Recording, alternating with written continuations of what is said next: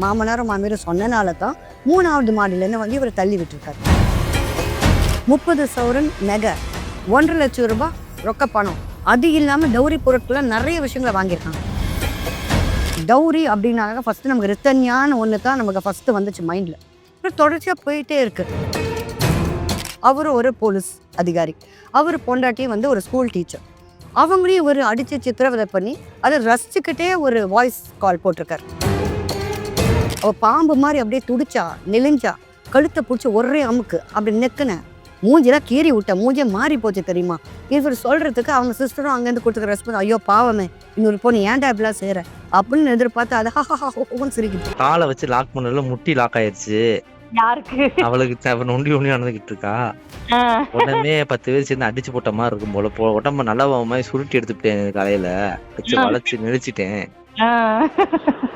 காயங்கள் வேற, உதட்டுல ஏற்பட்ட காயங்கள் வேற ஆயிப்போச்சு. சொல்லி வச்சிரு, வாய் ஓவரா பேசினா இப்படித்தான் இருக்கும். ஒருத்தன் வந்து ஒரு வியாபார பொருளை அவங்க பொண்ணை பார்க்குறான். அவனே ஒரு வியாபார பொருள். ஆக்சுவலாக சொல்ல போனா அவனை வச்சு அவங்க அம்மா அப்பா வியாபாரம் பண்றாங்க. இதுதான் என் பையன், இவ்வளோ படிச்சிருக்கான், இந்த ஜாப்ல இருக்கான், இவ்வளோ சம்பாதிக்கிறான், இவனுக்கு இவ்வளோ வேலை கொடுத்தீங்களான்னு இவங்களும் வேலை பேசுறாங்க.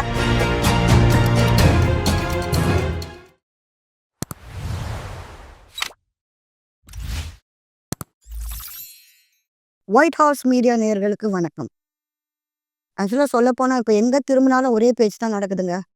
டௌரி டௌரி தான் எல்லா இடத்துலையும் திரும்பினாலும். ஒரு காலத்தில் பார்த்தாக்கா எல்லாம் பீகார், லக்னோ இந்த சைடில் தான் கேர்ள்ஸ்லாம் பயந்துட்டு இருந்தாங்க. டௌரி கொடுமை, இத்தனை பேர் சித்திரவதிச்சாங்க, இத்தனை பேர் வந்து கொல்லப்பட்டாங்க அப்படின்னு நிறைய வந்துட்டு இருந்தது. தமிழ்நாடு பெண்கள் ரொம்ப சந்தோஷமா இருந்தோம், தமிழ்நாட்டில் இந்த மாதிரி ஒரு கொடுமையெல்லாம் வரலன்னு. ஆனால் இப்போ கொஞ்ச நாளாக பார்த்தாக்கா எங்கே திரும்பினா டௌரி, வரதட்சணையால கொடுமை, சாவு, அப்படி இல்லைன்னா வயலன்ஸ், இந்த மாதிரி தான் டொமஸ்டிக் வயலன்ஸ் நிறைய நடக்குது. இப்போ ரீசெண்டாக பார்த்தாக்கா போலீஸ் ஃபேமிலிஸில் இது நடக்குதுங்க.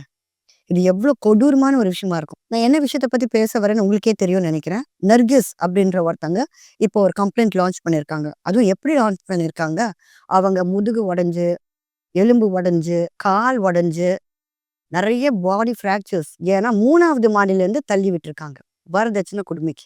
3வது மாடியிலேருந்து தள்ளி விடணும்னா அவங்களோட இன்டென்ஷன் என்னவா இருந்திருக்கும்? டௌரிக்காக இந்த அளவுக்கு டார்ச்சர் பண்ணணுமா ஒருத்தங்கள? அதுவும் ஆம்புலன்ஸ்ல வந்து இவங்க கம்ப்ளைண்ட் கொடுத்துருக்காங்க.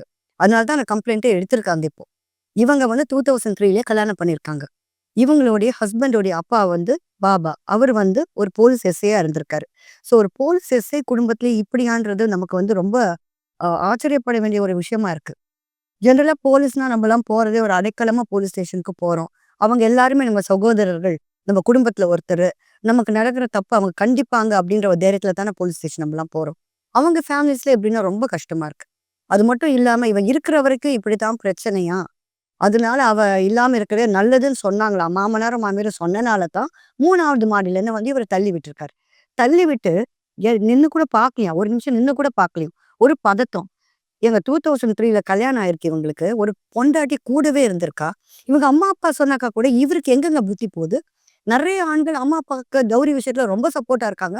அது என்னன்னே புரிய மாட்டேங்குது. இவங்க கூட குடும்பம் நடத்த வந்துச்சு அந்த பொண்ணு, இல்ல வீட்டு வேலைக்கு வேலைக்கார பொண்ணா வந்துச்சு. அது வர்றதும் டௌரி. எவ்வளவு வாங்கியிருக்காங்க இந்த குடும்பம், எவ்வளவு வாங்கியிருக்காங்கன்னா 30 சவரன் நகை, 1,50,000 லட்சம் ரூபாய் ரொக்க பணம், அது இல்லாம டௌரி பொருட்களை நிறைய விஷயங்களை வாங்கியிருக்காங்க. இத்தனையும் கொடுத்துட்டு தானே வந்தாங்க. அதுக்கப்புறம் இன்னும் இன்னும் இன்னும் பணம்னு சொல்லிக்கிட்டே இருந்திருக்காங்க. அதனால இவங்க இன்ஸ்டிகேஷன் கொடுத்தனால இவர் போய் தள்ளி விட்டாரா 3வது மாடிலேருந்து. கீழே வந்து கூட கத்தலையும். கீழே வந்து கூட யாராவது வாங்க உதவி பண்ண, கடைசி நேரம் சரி தள்ளி விட்டுட்டோம் பொண்டாட்டிய, இனிமேலாவது யாராவது வந்து உதவி செய்வாங்களா, அந்த ஒரு கான்சியஸ் கூட இல்லாம ஒரு ஹஸ்பண்ட் இவர். இது ரொம்ப கஷ்டமா இருக்குங்க கேட்க. இதுல வந்து நமக்கு நிறைய விஷயங்கள் தெரிய வருது. இப்போ டௌரி அப்படின்னாக்க ஃபர்ஸ்ட் நமக்கு ரித்தன்யான ஒன்று தான் நமக்கு ஃபர்ஸ்ட் வந்துச்சு மைண்ட்ல. அப்புறம் தொடர்ச்சியா போயிட்டே இருக்கு. இப்போ நீங்க பாத்தீங்கன்னா கொஞ்ச நாள் முன்னாடி மதுரையில ஒருத்தர் பூபாலன், அவரு ஒரு போலீஸ் அதிகாரி, அவர் பொண்டாட்டி வந்து ஒரு ஸ்கூல் டீச்சர். அவங்களையும் ஒரு அடிச்சு சித்திரவதை பண்ணி அதை ரசிச்சுக்கிட்டே ஒரு வாய்ஸ் கால் போட்டிருக்காரு. யாருக்கு? அவங்க சிஸ்டருக்கு. ரசிச்சுக்கிட்டே சொல்றாரு, அதுவா, அது ஒரு மாடு மாதிரி, அதை அடிச்சதுல ஏன் உடம்பே வலிக்குது, நான் அப்படியே காலை வச்சு லாக் பண்ணிட்டேன் அவ காலை, அவ பாம்பு மாதிரி அப்படியே துடிச்சா, நெளிஞ்சா, கழுத்தை பிடிச்சி ஒரே அமுக்கு அப்படி நெக்குனேன், மூஞ்சிலாம் கீறி விட்டேன், மூஞ்சியே மாறி போச்சு தெரியுமா. இவர் சொல்றதுக்கு அவங்க சிஸ்டரும் அங்கேருந்து கொடுத்துக்கிற ரெஸ்பான்ஸ், ஐயோ பாவமே இன்னொரு பொண்ணு ஏன்டா இப்படிலாம் செய்யற அப்படின்னு எதிர்பார்த்து அதை ஹஹான்னு சிரிக்குது. இது ரொம்ப நக்கலா இருக்குங்க. இதுக்கு எல்லாம் என்ன காரணம்னு நினைக்கிறீங்க நீங்க? இத்தனை டௌரி கொடுமைகள் என்ன காரணம் நீங்க நினைக்கிறீங்க? எனக்கு தெரிஞ்ச ஒரே காரணம் தாங்க இருக்கு. அதாவது வந்து விலை போகாத பொருளை கம்பல்சரியா தள்ளி விடுற மாதிரி பண்றாங்க இவங்க அம்மா அப்பா. ரித்தன்யா படிச்ச பொண்ணு. இதுவும் ஒரு ஸ்கூல் டீச்சரா இருந்திருக்காங்க. இந்த பொண்ணு நல்லா படிச்ச பொண்ணு தான். எதுக்காக பேரண்ட்ஸ் வந்து கம்பல்சரியா வீட்டை விட்டு தள்ளி விட்டுறாங்க இந்த பொண்ணுல? டௌரி கொடுத்தாலே அது ஆபத்துன்னு தெரியாதா? இத்தனை கேஸுங்களை பார்த்துக்கிட்டே இருக்காங்க, வருஷக்கணக்கா பார்த்துக்கிட்டே இருக்காங்க. அந்த பெண்களுக்கு நல்ல ஒரு எஜுகேஷன் கொடுத்து வீட்லயே வச்சு நல்ல மாப்பிள்ளை வரும்போது கல்யாணம் சேர்த்தா என்ன? ஒருத்தன் வந்து ஒரு வியாபார பொருளை அவங்க பொண்ணை பார்க்கறான். அவனே ஒரு வியாபார பொருள் ஆக்சுவலா சொல்ல போனா. அவனை வச்சு அவங்க அம்மா அப்பா வியாபாரம் பண்றாங்க. இதுதான் என் பையன், இவ்வளவு படிச்சிருக்கான், இந்த ஜாப்ல இருக்கான், இவ்வளவு சம்பாதிக்கிறான், இவனுக்கு இவ்வளவு வேலை கொடுப்பீங்களான்னு இவங்களும் வேலை பேசுறாங்க. அவங்க ஓகே உங்க பையனுக்கு இந்த வேலையா, சரி நாங்க வாங்கிக்கிறோம்னு வாங்குறாங்க. இது என்னங்க டவுரி சிஸ்டம்? இது 2 பக்கமுமே பிரச்சனைங்க நடக்குது இல்லைங்களா? இதுக்காக பலியாறது பெண்கள் மட்டும் இல்ல. சில இடங்கள்ல நீங்க பார்த்தீங்கன்னா, இப்ப ஷார்ஜால ஒரு பெண்ணு வந்து ரொம்ப இன்சல்ட் ஆகி, அவங்களுக்கு மொட்டை அடிச்சு ஐப்ரோஸ் எல்லாம் எடுத்து விட்டு கொண்டு பிறந்த குழந்தைய கொலை பண்ணிட்டு, தலானி வச்சு அமுத்தி கொலை பண்ணிட்டு அவங்களும் தற்கொலை பண்ணிட்டு செத்து போயிரு. இதெல்லாம் அதுவும் அடுத்த டவுரி. இன்னொரு இடத்துல நீங்க பார்த்தீங்கன்னா, ஜஸ்ட் 1 சவரன் நகைக்கும், ஒரு ஏசிக்காகவும் கல்யாணம் ஆகி 2வது நாள் பெண்ணை வந்து தூக்கு மாட்டி தொங்குறாங்க. இதெல்லாம் எத்தனை பெற்றோர் பார்க்குறாங்க? இன்னும் டவுரிக்கு ஏன் இந்த பெற்றோர் ஒத்துக்கிறாங்க? நீங்க ஒத்துக்கிட்டனால தானே அவங்களுக்கு அந்த டவுரி இஷ்டம் வருது. நீங்களே டேஸ்ட் காமிச்சிடுறீங்க. பண டேஸ்ட் நீங்க காமிச்சிட்டீங்கன்னா அதுலதான் வருவாங்க அவங்க. உங்க பெண் மேல ஒரு அன்பும் அஃபெக்ஷனட்டும் இருந்தாக்கா அந்த குடும்பமே டவுரி கேட்காது. டவுரி கேட்ட உடனே உங்களுக்கு எல்லாம் புரியலையா? காமன் சென்ஸே இல்லையா உங்களுக்கு? அப்ப பணத்துலதான் குறினா உங்க கெத்த காட்டுறதுக்காக நீங்க இந்த பணத்தை கொடுத்து கல்யாணத்துக்கு ஒத்துக்கிறீங்களா? இல்ல 4 ஊராரு பார்த்து ஆஹா ஆஹான்னு கல்யாணம் பண்ணாங்க, ஆடம்பரமா நினைச்ச அந்த கல்யாணம், இதுல என்னங்க உங்களுக்கு எல்லாம் பெருமை? போறது உங்க பெண்களுடைய வாழ்க்கை. இதை ஏன் ஒவ்வொரு பெண்ணை பெற்ற தாயும் தந்தையும் யோசிக்க மாட்டேங்கிறாங்க? மாப்பிள்ளை வீட்டை குறை சொல்றாங்க. இவங்க என்ன தப்பு பண்றாங்க? ஏன் டவுரிக்கு ஒத்துக்கிறாங்கப்பா? என் பொண்ணு படிச்சவ, உனக்கு ஒரு குழந்தைய பெத்து கொடுக்க போறா, குடும்பத்துக்கு ஒரு வாரிசு வரப்போகுது, இந்த மாதிரி ஒரு ஆங்கிள் பார்த்து ஒரு பையனை கல்யாணம் பண்ணி வச்சு அந்த பிரச்சனையே வராது. மட்டும் இல்ல, காவல்துறையினருக்கு ஒரே ஒரு விஷயங்க, நீங்க தான் எங்களுக்கெல்லாம் கடவுள் மாதிரி. லேடிஸை பொறுத்த வரைக்கும் லேட் நைட் ஒருத்தங்க வேலைக்கு போயிட்டு வராங்கன்னா எந்த நம்பிக்கையில போயிட்டு வராங்க? காவல்துறை எங்களை காப்பாத்தும் அப்படின்னு. எங்க புருஷன் அடிக்கிறான் உதைக்கிறான்னு எங்கங்க வந்து நிப்போம்? காவல்துறை கிட்ட தான் வந்து நிப்போம். இப்போ நீங்களே இந்த மாதிரி வன்முறை பண்ணா பயமா இருக்குங்க எங்களுக்குலாம். ஏன்னா நீங்க எல்லாமே நண்பர்கள், தோழர்கள் நாங்களாம் நினைச்சிட்டு இருக்கோம். ஒரு ஃபேமிலியா பார்த்துட்டு இருக்கோம்.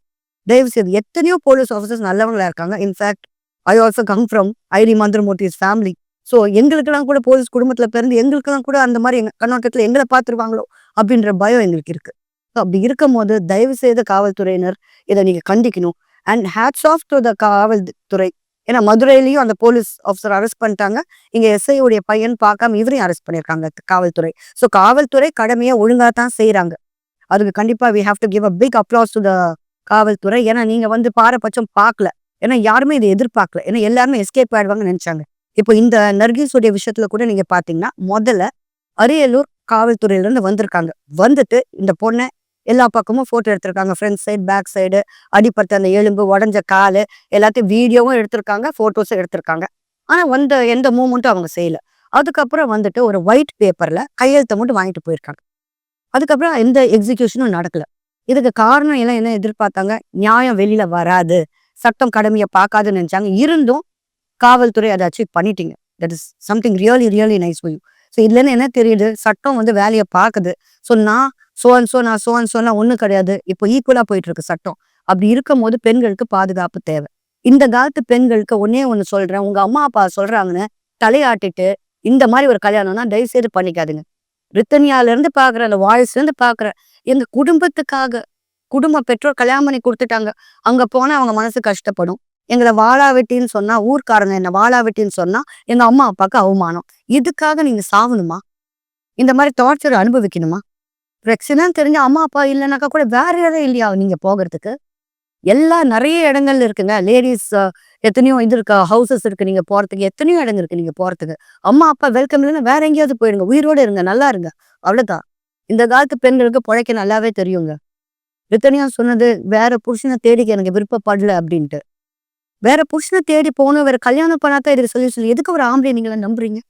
ஆம்பளைங்க நம்பித்தான் நீங்க பிறந்தீங்களா உலகத்துல? இல்லைங்களே, நீங்களே பிறந்தீங்க, உங்க அம்மா அப்பாவை நம்பி பிறந்தீங்க, அவங்கள நம்பி வாழ்ந்தீங்க.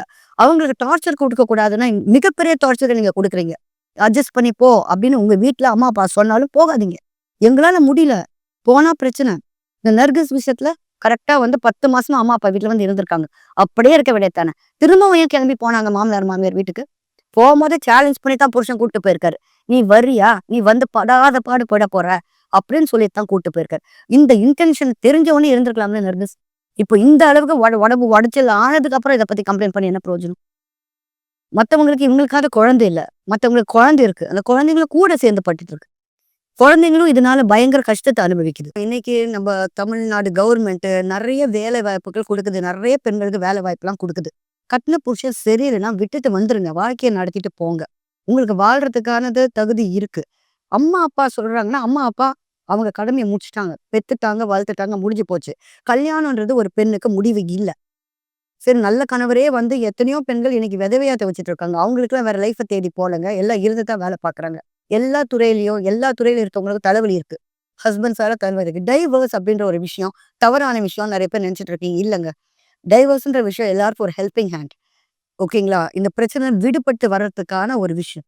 டிவோர்ஸ்ன்ற ஒரு விஷயம்னாக்கா நீங்க தப்பா நினைச்சுக்காதீங்க. 2 பக்கமும் பழி விழும் தான். ஒரு பெண்களே தப்பு பண்ணனாலும் பெண்கள் தலை மேல பழி விழும். இந்த பொண்ணு என்ன செஞ்சாலோ, ஆம்பளை பத்தியும் சொல்லுவாங்க, அவங்க என்ன செஞ்சாங்களோ.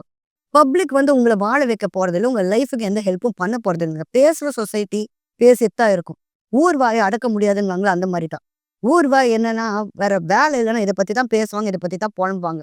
ஆனா போறது உங்களுடைய வாழ்க்கை, உங்க தனிப்பட்ட வாழ்க்கை. அதனால அம்மா அப்பாக்காகவோ ஊர்க்காரங்களுக்காகவோ இந்த மாதிரி மோசமான கணவர்களை கல்யாணம் பண்ணிக்கிட்டீங்கன்னா தயவு செய்து அந்த சித்திரவதையை அனுபவிக்காதீங்க. நீங்க இதனால போலீஸ் ஸ்டேஷன் வரைக்கும் போகணும்னா கூட அவசியம் கிடையாது. இந்த அளவுக்கு விடணுமா? அங்க ஒருத்தவங்க ஹாஸ்பிட்டல் அட்மிட்டடு, இங்க இவங்க ஹாஸ்பிட்டல் ஆம்புலன்ஸ்ல வராங்க. இது என்னங்க இதெல்லாம்? இதுக்கு பதில் நீங்க அந்த டைம்லயே வந்து ஒதுங்கி அம்மா அப்பாவோட பிரியமா இருந்திருக்கலாம்ல. மனசை மாத்திக்க கத்துக்குங்க. இப்ப கலியுகத்துல கல்யாணமே வேணான்றாங்க சின்ன யங்கர் ஜெனரேஷன். இந்த கஷ்டத்தெல்லாம் பார்த்துட்டு try to be bold, try to be independent and let's say bye to dowry. நன்றி, வணக்கம்.